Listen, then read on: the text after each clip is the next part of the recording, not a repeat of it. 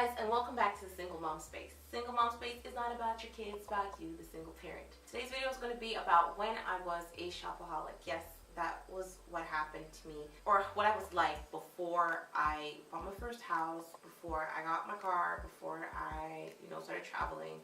I was a shopaholic. I made some crazy credit card mistakes, and it landed me with super bad credit. Like, no one would touch me.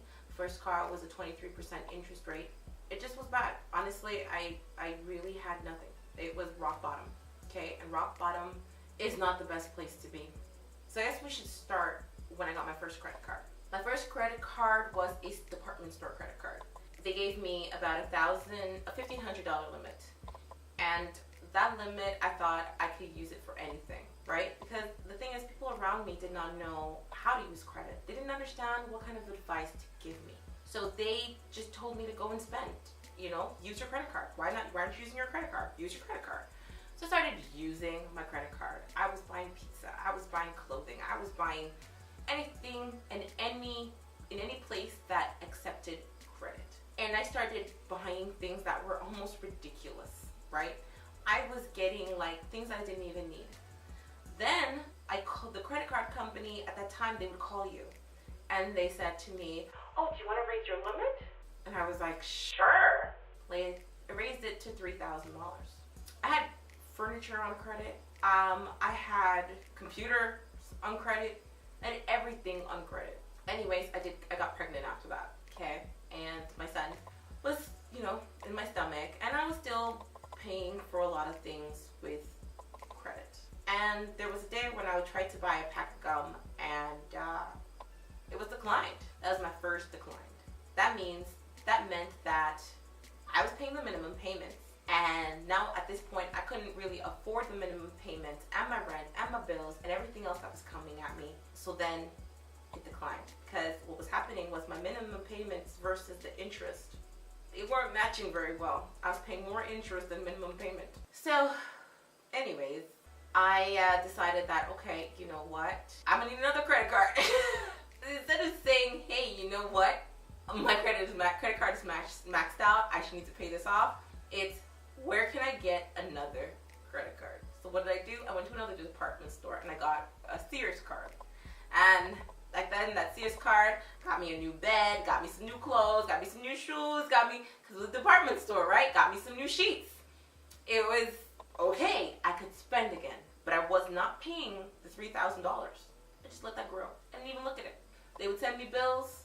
What bills? I put that away. Well, the thing is, once you start getting in the habit of spending money, you start overspending money. So then the bills were not getting paid. The things that were on payment plans were not getting paid. My relationship ended.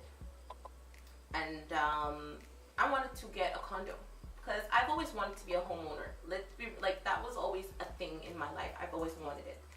So I said I wanted to get a condo.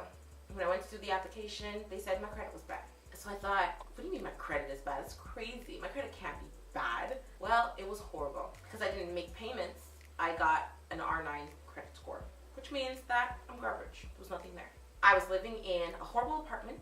I had nothing to show for it except for a bunch of stuff that I couldn't sell for what it was worth. And yeah, I was screwed. I was screwed, and I had a baby. But you know what? There was a come to Jesus moment in that point, because I thought that I could live on $20 a week for food for me and a baby. Can somebody tell me, factor in diapers, please? Can we, even though I was breastfeeding, really? Or just food, just nutrition. Nutrition would have been good. So I had to say, you know what? I messed up. And then I had to fix it, because nobody else was coming to fix it. That's the one thing you learn when you hit rock bottom. Nobody's coming to help you. I'm serious. Even if your parents help you, you're going to go back there. Because if somebody digs you out of rock bottom, you will go back to rock bottom. You got to learn how to dig, crawl, scrape, do what needs to be done for you to get out of it. And it was hard. I'm going to be real with you, it was hard. It was one of the hardest things I probably ever had to do. But the good thing is, I had my son as my motivator. I had the need of having a home as a motivator. That was what my goals were. I'm here, I got it. But I never forgot the moment that I was at was in a 1-bedroom apartment with my child in the worst place that I could be in. Had no money. I had nothing. And I thought to myself, is my son going to grow up and see me in this nothing place? Is this the place where I wanted to show him? Once I got that answer and it was like a complete and utter no, it was time to put in some work. I got it together. And if you saw in the video that I did for how I bought my house, I put in some work. I changed my job. I moved to another place. I lived closer to my mom so I could save some money. And I pushed myself. And I saved every single penny. And I paid every single one of those creditors off. I did. I actually paid them off. So I didn't want to see that. That was my name. That was my dignity that they were holding. At least for me, I felt that way. And I need to make a change. And I did. And now, obviously, I have a good life. Okay, listen, I have a good life. That doesn't mean that I've stopped wanting to achieve or moving forward. Don't get me wrong.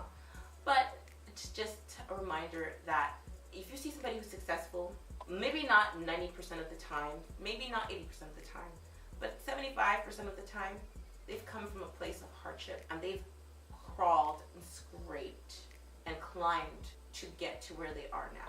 And you can do it. If you are right now in that rock bottom situation, you can get out. Anybody can get out. And if you're at the top, leave some comments in the comment section. Because I know there's a lot of people that write their stories in the comments and they tell you how great, like what they did to succeed and what they've changed. And it will help others. So share your story.